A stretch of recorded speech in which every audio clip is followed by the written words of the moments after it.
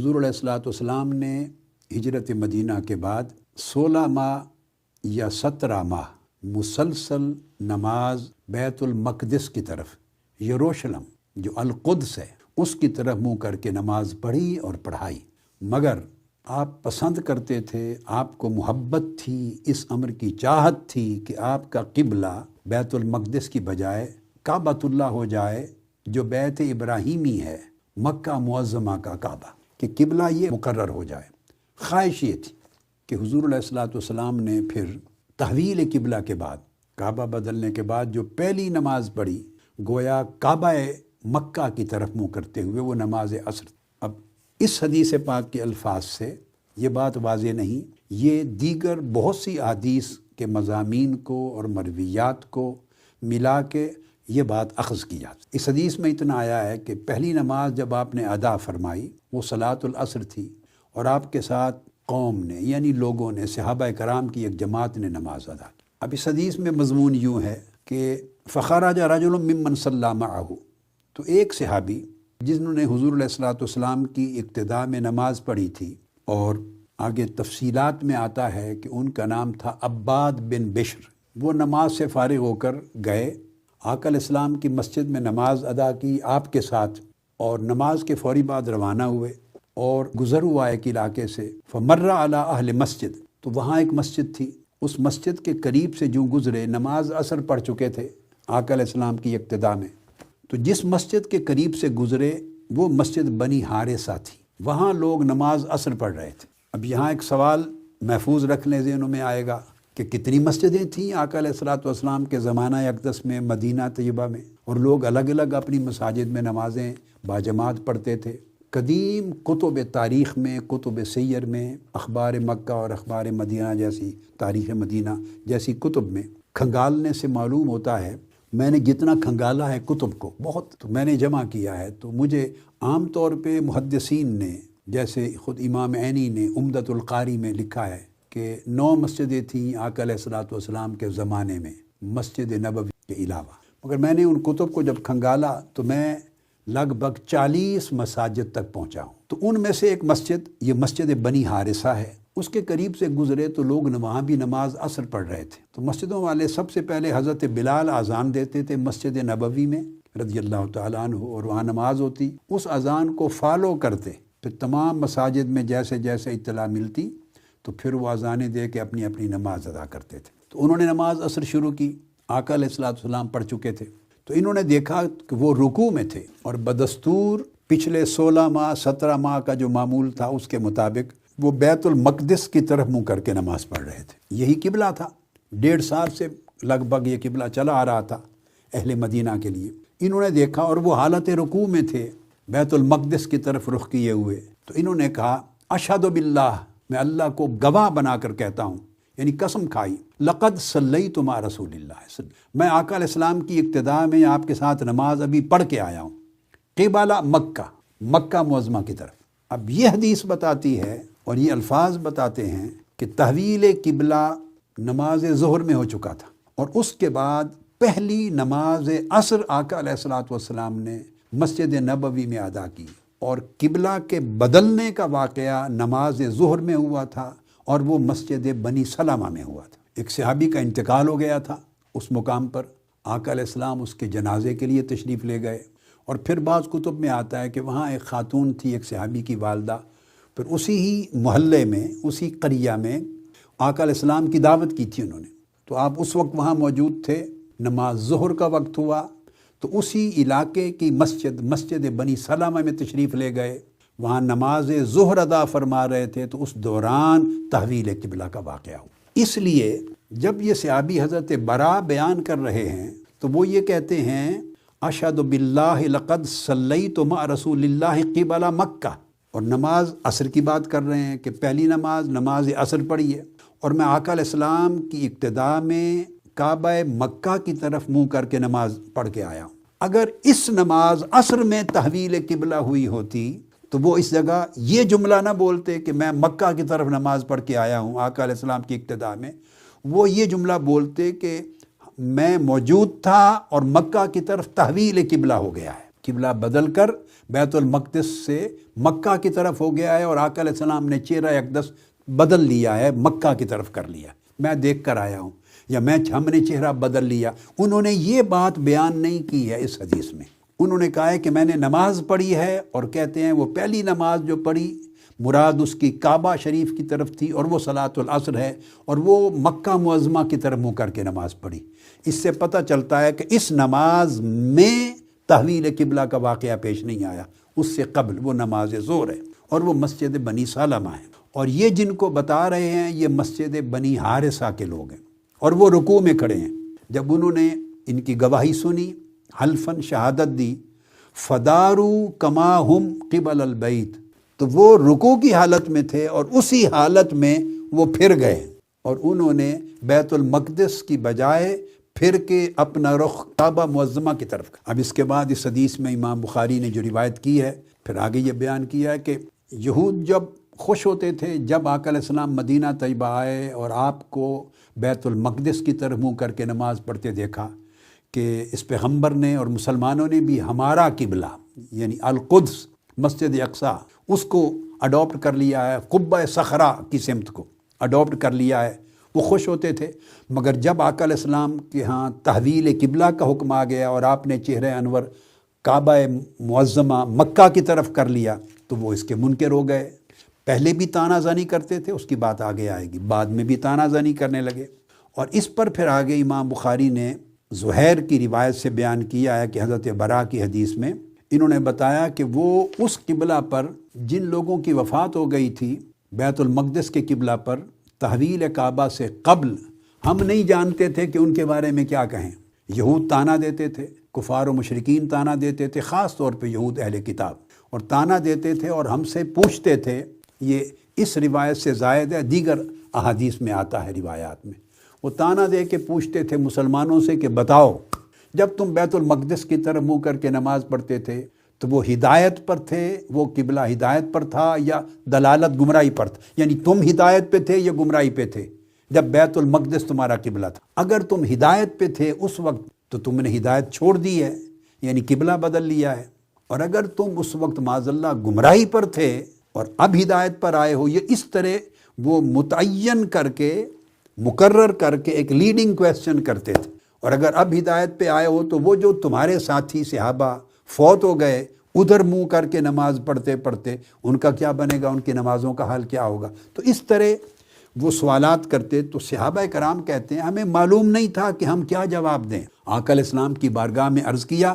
تو اوپر اس کے جواب کے لیے آیت آ گئی کہ اللہ تعالیٰ کسی کا ایمان ضائع کرنے والا نہیں ہے۔ اچھا، یہ بات ذہن نشین کرنے کے قابل ہے کہ یہ قرآن مجید میں پہلا نسخ ہے۔ اس حدیث کی بات چند ذیلی چیزیں رکھ لیں۔ جو ریپیلنگ کا سلسلہ ہے، ایبروگیشن کا، ریپیل کا، آیات منسوخ ہونا یا آیات کے احکام کا منسوخ ہونا،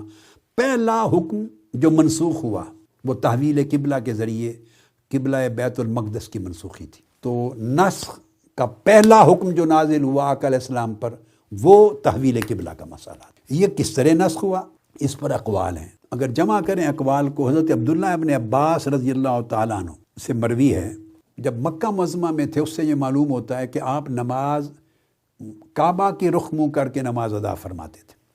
عبداللہ ابن عباس کی ایک روایت رضی اللہ تعالیٰ عنہ کی روایت کہ جو استقبال ہے بیت المقدس کا، نماز میں بیت المقدس کی طرف منہ کرنا، انما واقع بعد الہجرت الی المدینہ، جب ہجرت مدینہ ہوئی تو اس کے بعد آقا علیہ السلام نے اللہ کے حکم سے، امر سے بیت المقدس کی طرف منہ کر کے نماز ادا کرنا شروع۔ اب اس سے یہ بات ماخذ ہوتی ہے، اس روایت سے، حدیث سے یہ بات اخذ ہوتی ہے کہ شاید اس سے قبل آقا علیہ السلام جب مکہ معظمہ میں تھے تو آپ نماز کعبۃ اللہ کی طرف ہی منہ کر کے ادا فرماتے۔ یہ ایک روایت۔ مگر امام احمد بن حنبل نے رضی اللہ تعالیٰ عنہ، انہوں نے ایک اور طریق سے حضرت عبداللہ ابن عباس ہی سے روایت کیا ہے، تو اس سے یہ شبہ دور ہو جاتا ہے جو میں نے پہلے عرض کیا کہ اس سے یہ بات اخذ ہوتی ہے،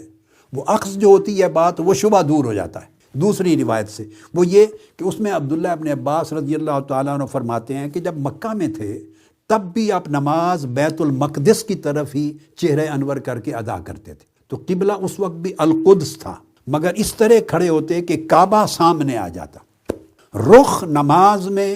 بیت المقدس کی طرف کرتے، مگر آپ نے ایک سمت کھڑے ہونے کی نماز کی ادائیگی کی مقرر کر رکھی تھی، اور اس سمت ہی کھڑے ہوتے، جگہ نہیں بدلتے تھے، تاکہ جب قبلہ رخ آپ نماز ادا کریں اور بیت المقدس آپ کا قبلہ ہو تو کعبۃ اللہ آپ کے سامنے ہو، یعنی کعبۃ اللہ کی طرف پشت نہیں کرتے تھے، تو بیت المقدس کی طرف توجہ ہوتی اور کعبۃ اللہ کی طرف چہرہ رہتا، وہ درمیان میں آ جاتا کعبہ، اور پھر سمت بیت المقدس کی ہوتی۔ بعض روایات میں شروع میں، یہ تیسرا قول بتا رہا ہوں، یعنی ایک قول تو یہ ہو گیا کہ پہلے مکہ معظمہ میں کعبۃ اللہ کی طرف منہ کر کے ہی نماز ادا فرماتے، اور ہجرت مدینہ کے بعد امر الہی سے آپ نے بیت المقدس کو بطور قبلہ اختیار فرمایا، جو 16 یا 17 مہینے رہا، پھر کعبہ کی طرف تحویل ہو گئی۔ ایک دوسرا قول یہ کہ مکہ معظمہ میں جب آپ نماز ادا فرماتے تو مغالطہ اس لیے ہوا کہ چونکہ کعبۃ اللہ سامنے رکھتے تھے، مگر سمت قبلہ اس وقت بھی بیت المقدس تھی، تو گویا کعبۃ اللہ اور بیت المقدس القدس دونوں سامنے ہوتے، تو چونکہ حرم کعبہ میں ہوتے تھے تو کعبہ شریف سامنے نظر آتا، دیکھنے والے سمجھتے کہ کعبہ کی سمت نماز ادا فرما رہے ہیں، لیکن اصل میں سمت بیت المقدس ہوتی، تو ایک خاص ڈائریکشن پہ ہمیشہ کھڑے ہوتے تھے، تو دونوں سامنے رہتے۔ چونکہ انبیاء علیہ السلام کا قدیم وقت سے یہ معمول اور سمت کعبہ چلی آ رہی تھی، یہ دوسرا قول آ گیا۔ اب ایک تیسرا قول بھی ہے ابن جریج کے طریق سے، اور وہ فرماتے ہیں صلی النبی صلی اللہ علیہ وآلہ وسلم اول ما صلی الی الکعبہ، کہ سب سے پہلے آقا علیہ الصلوۃ والسلام مکہ کے زمانہ میں کعبۃ اللہ ہی کی طرف چہرہ انور کر کے نماز پڑھتے تھے۔ اب یہ تیسرا قول بتا رہا ہوں، سب سے پہلے کعبۃ اللہ کی طرف منہ کر کے نماز پڑھتے، پھر آپ کے چہرہ اقدس کو اللہ پاک نے اپنے امر سے بیت المقدس کی طرف پھیر دیا، اور وہ بیت المقدس کی طرف جب نماز پڑھنے لگے تو 3 سال تک ہجرت سے پہلے آپ بیت المقدس کی طرف چہرہ انور کر کے نماز پڑھتے رہے، 3 سال تک۔ تو گویا 3 سال سے قبل، یعنی ہجرت مدینہ سے 3 سال قبل آپ نے قبلہ بیت المقدس کا مقرر فرما لیا تھا امر الہی سے، اور اس سے پہلے کعبہ ہی ہوتا تھا۔ اب تطبیق اقوال کی یوں ہوتی ہے کہ جب بیت المقدس مقرر ہو گیا تو آپ نے بیت المقدس کی طرف چہرہ انور کرنا شروع کر دیا، مگر کعبۃ اللہ کی طرف پشت نہیں فرمائی، سو تب جو میں نے دوسرا قول بیان کیا وہ صورت اختیار کر لی کہ ایک ڈائریکشن متعین فرما لی، اسی جگہ ہی کھڑے ہوتے، اسی سمت کھڑے ہوتے، اس طرح کہ کعبہ سامنے رہتا اور سمت قبلہ بیت المقدس ہو جاتی۔ پھر 3 سال یہ معمول رکھنے کے بعد آپ نے ہجرت فرمائی مدینہ پاک، تو چونکہ بیت المقدس کعبہ مقرر ہو چکا تھا، لہٰذا ہجرت مدینہ کے بعد وہی جاری رہا، یعنی ہجرت مدینہ کے بعد نیا امر نہیں آیا بیت المقدس کی طرف چہرہ انور کرنے کا، گویا یہ امر مکہ معظمہ میں 3 سال قبل جاری ہو چکا تھا، اور 16 یا 17 ماہ مدینہ طیبہ کے بھی اسی معمول پہ گزرے، پھر تحویل قبلہ ہوئی۔ یہ تینوں اقوال میں نے آپ کے سامنے بیان اس لیے کر دیے تاکہ آپ کو پس منظر معلوم ہو جائے، مگر ان میں کوئی تضاد نہیں ہے، آقا علیہ السلام نے خود اپنے عمل مبارک سے تطبیق فرما دی تھی۔ اب اس میں ایک چیز اور بڑی توجہ طلب ہے، اور وہ یہ میں نے عرض کیا کہ یہ نسخ کا پہلا حکم ہے جو قرآن مجید میں آیا، منسوخ ہونے کا، ناسخ و منسوخ کا۔ اب دلچسپ بات بڑی توجہ طلب ہے، اہل علم اس کو غور سے سنیں، طلبہ سنیں، اساتذہ، محققین، علماء سارے۔ یہ جو نسخ ہے اس کا یہ ہے کہ قرآن مجید میں صراحتاً تحویل قبلہ کا ذکر آیا ہے، تعیین قبلہ کا نہیں آیا، یعنی یہ پہلی آیت ہے سورہ بقرہ کی جو اتری ہے، وَمَا جَعَلْنَا الْقِبْلَةَ الَّتِي كُنْتَ عَلَيْهَا، وہ قبلہ ہم نے جس پر آپ پہلے تھے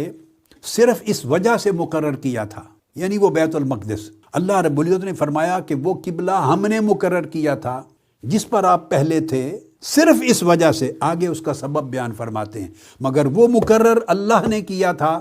مگر اللہ پاک نے اس کو قرآن مجید کی وحی میں کہیں نازل نہیں فرمایا۔ اللہ پاک فرماتے ہیں وَمَا جَعَلْنَا الْقِبْلَةَ الَّتِي كُنْتَ عَلَيْهَا، یہ آیت کریمہ تصریح فرماتی ہے کہ آقا علیہ السلام نے از خود اجتہاداً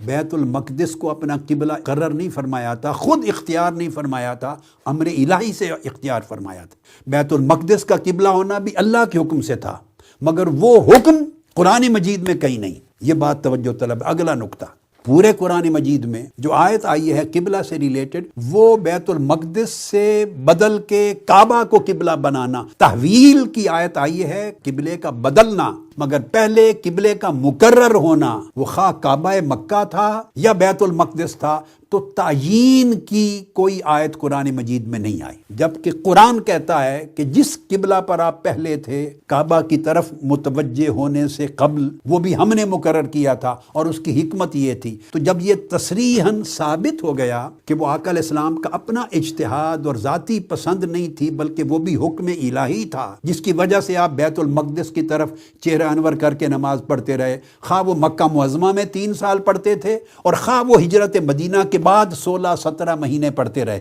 مگر قرآن مجید میں اللہ رب العزت نے ڈکلیئر کر دیا کہ وہ ہم نے مقرر کیا تھا، اللہ نے، مگر وہ اللہ کا مقرر کرنا قرآن مجید کی کسی آیت کریمہ میں نہ اشارتاً ہے، نہ صراحتاً ہے، نہ بالواسطہ ہے، نہ بلا واسطہ ہے۔ اب سوال پیدا ہوا کہ اللہ نے پھر کیسے مقرر کیا تھا؟ یہاں یہ چیز سمجھنے والی ہے، اور یہ عقیدہ آقا علیہ السلام کی حدیث اور آقا علیہ السلام کی سنت ادر دین قرآن، اس کے حجت مطلقہ، حجت واجبہ ہونے کے اوپر دلالت کرتی ہے کہ یہ جو قبلہ مقرر کیا تھا، تو قبلے کا مقرر کرنا حدیث کی روح سے ہوا اور قبلے کا بدلنا قرآن کی روح سے ہوا۔ اللہ پاک نے آقا علیہ السلام کے قلب اطہر پہ القاء فرمایا ہوگا، آپ کو الہام کیا ہوگا، آپ کو القاء فرمایا ہوگا، وہ جو جبرائیل امین کے ذریعے قرآن مجید کی وحی اترا کرتی تھی، اس وحی کے علاوہ بھی اللہ رب العزت حضور علیہ السلام کو علم عطا کرتے، خبر دیتے، ہدایت فرماتے، رہنمائی فرماتے، اشارات کرتے، اور وہ سارے کچھ حق اور صادق ہوتے۔ وہ جو کچھ آقا علیہ السلام فرماتے جو قرآن میں نہیں ہے وہ حدیث میں ہے، یا کرتے جو قرآن میں نہیں آیا آقا علیہ السلام کے عمل کی صورت میں سامنے آیا، وہ حدیث نبوی اس کو کہتے ہیں، اسے سنت نبوی کہتے ہیں۔ تو گویا حدیث اور سنت کا درجہ بھی شرعی احکام کے حجت ہونے میں، اتھارٹی ہونے میں، حجت ہونے میں اسی طرح برابر ہیں جس طرح قرآن کے احکام، یعنی اصل حجیت میں، اتھارٹیٹیونیس میں، اوتھینٹسٹی میں، واجب ہونے میں، وجوب میں حدیث سے ثابت ہونے والا حکم اسی طرح معتمد اور معتبر ہے جس طرح قرآن سے ثابت ہونے والا حکم۔ تو اصل وجوب میں، اصل حجیت میں حدیث اور سنت اور قرآن میں کوئی فرق نہیں، مرتبے کا فرق ہے، قرآن کا مرتبہ پہلے، حدیث اور سنت کا مرتبہ اس کے بعد دوسرا۔ مگر قرآن بھی چونکہ اللہ کی وحی ہے، وہ وحی ہے جلی جو جبرائیل امین لے کے آتے ہیں، اس میں معنی بھی وہی ہے، لفظ بھی وہی ہے، اور حدیث کا ہر لفظ آقا علیہ السلام کا وہ بھی وہی ہے، اور سنت کا لفظ جو شرعی احکام دیتے ہیں آقا علیہ السلام حدیث و سنت کے ذریعے، وہ شرعی احکام بھی وہی ہیں، مگر اس میں لفظ آقا علیہ السلام کے اپنے ہیں، معنی اللہ کی طرف سے اترا ہوا ہے۔ یہ مفہوم ہے وما ينطق عن الهوى ان هو الا وحی یوحیٰ کا، کہ کوئی لفظ بھی یہ رسول اپنی زبان سے اپنی مرضی کے ساتھ ادا نہیں کرتے، جو ایک ایک لفظ بھی ان کے منہ سے نکلتا ہے وہ اللہ کی وحی ہوتی ہے۔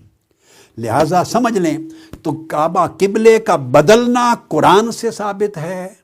اور سب سے پہلے قبلے کا مقرر ہونا حدیث اور سنت سے ثابت ہے، وہ قرآن کی آیت میں نہیں۔ اور اس کی حجیت کیسے ہوئی، اس کو اللہ رب العزت اون فرما رہے ہیں، کہہ رہے ہیں وہ کعبہ جب مقرر ہوا بیت المقدس، جس کا ذکر قرآن کی کسی آیت میں نہیں ہے، جس کا ذکر وحی جلی کی شکل میں موجود نہیں ہے کہ تم تلاوت کرو، اور قرآن میں کہیں بھی اس کا اشارہ ملے، وہ حکم بھی ہم نے دیا تھا، جس کا مطلب یہ ہے کہ آقا علیہ السلام کی حدیث کی صورت میں ثابت ہونے والے جو شرعی احکام ہیں وہ بھی سارے اللہ کے احکام ہیں، وہی ہیں اور حجت ہیں۔